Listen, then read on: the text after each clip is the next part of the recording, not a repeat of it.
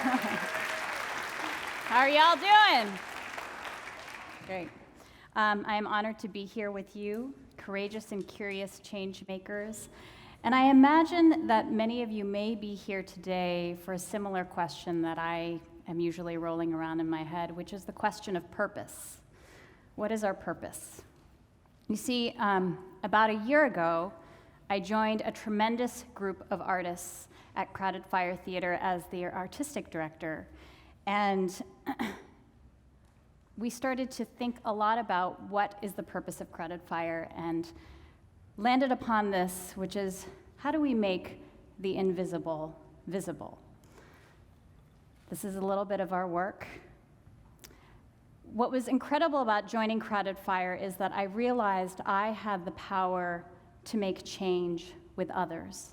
And prior to that, I didn't necessarily feel that. So the big question for me was, why now? After a successful career as a freelance director, as a board director at a successful theater company in the Bay Area, as an artistic staff member at one of the best regional theaters in the country, what was it about this particular situation? What changed? What made me realize this?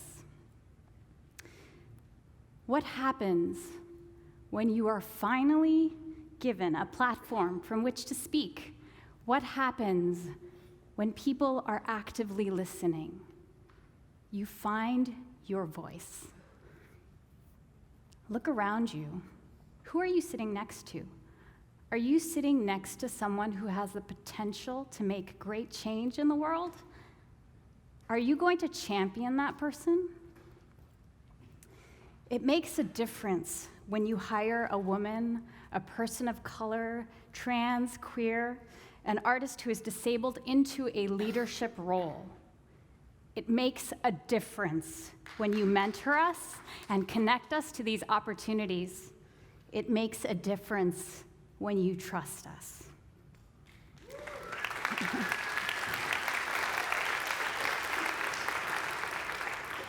You want cultural change? Well, we do it every day when we move through the world. We have no choice because it is essential to our survival. And yet, we often do have to do it from a less powerful position. You know, we all know this about being part of a larger institution. You know, bring diversity to the workforce, bring diverse thinking to a team, or be in isolation as a freelance artist, where you're struggling to even find the framework to support yourself to exist. I want to go over a couple of statistics.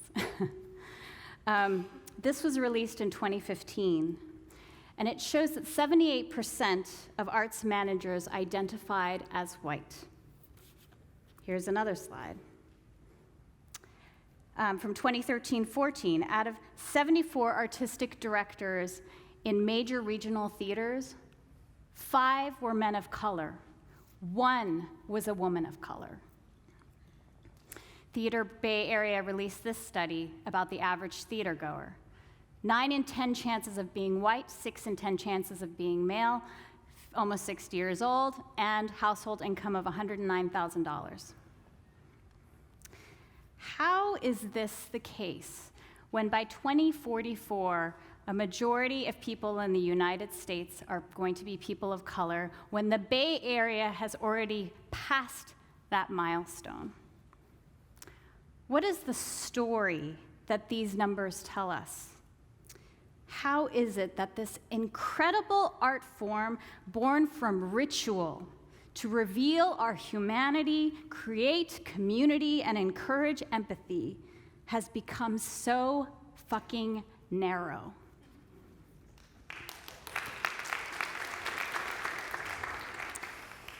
If our superpower is to tell stories, it is our responsibility to make visible what is invisible.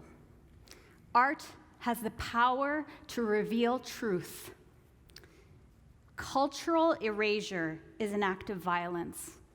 Our libraries, our art, and our ritual and oral traditions, which carry our cultural memory and identity forward, are made invisible by the oppressor in times of war, and there is a war going on in our country right now. Henry Giroux aptly suggests that we are impacted by the violence of organized forgetting. Take a look at this quote. Ignorance has become a form of weaponized refusal to acknowledge the violence of the past and revels in a culture of media spectacles in which public concerns are translated into private obsessions, consumerism, and fatuous entertainment. Well, it is in this time of willful ignorance that we must use our human force of creative and critical thought. We must mine our cultural memory, acknowledge what has and is happening, and come together to interrogate our existence and evolve within it. The numbers we saw in those studies are a symptom of measuring success by capitalistic standards of financial size and profit, expectations of expansion, and so-called decisive autocratic rule. What if value was determined not by size, but by depth of cultural impact, by our commitment to good citizenship in the neighborhoods we inhabit and in our own organizations, by how we lift up the voices of the voiceless, by the amount we risked to point out what needs to change, all through innovative, excellent art. These are the values that we are reaching towards and learning about at Crowded Fire.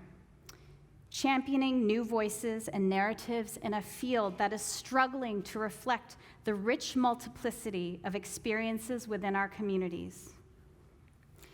You've been seeing images of the shipment by Young Jean Lee, another YBCA 100 honoree here on the stage last year. She worked side by side with the all-black cast with two major questions. The first, what is most challenging about being a black artist in theater and media and entertainment? And the second question, if you could do anything you wanted, what would that be? The first half reflects a modern version of the minstrel forms, where we are faced with the stereotypes that the black artist must contort themselves into in our field. You could read a quote from one of the reviewers that leaves us with another interesting question about the second half of the play, which is a traditional living room farce. And that question is, in being in that living room farce, is this freedom? Does it qualify truly as a version of freedom? What do freedom and justice look and feel like?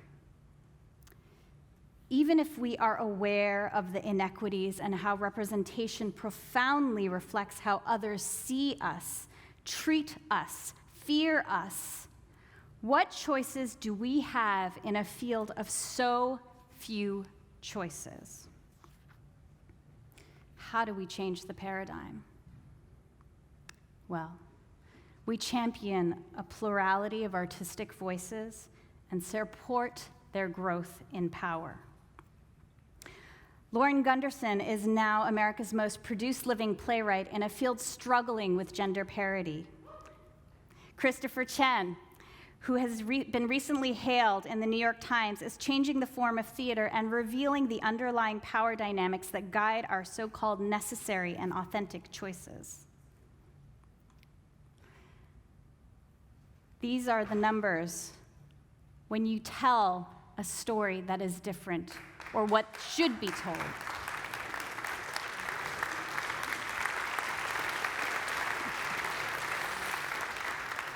Remember this?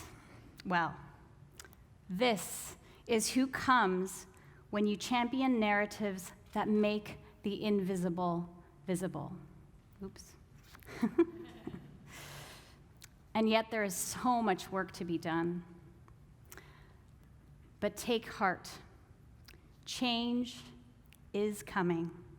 whether we are ready or not, as Roberto Uno says, we are no longer the counter-narrative. We are the narrative. Thank you.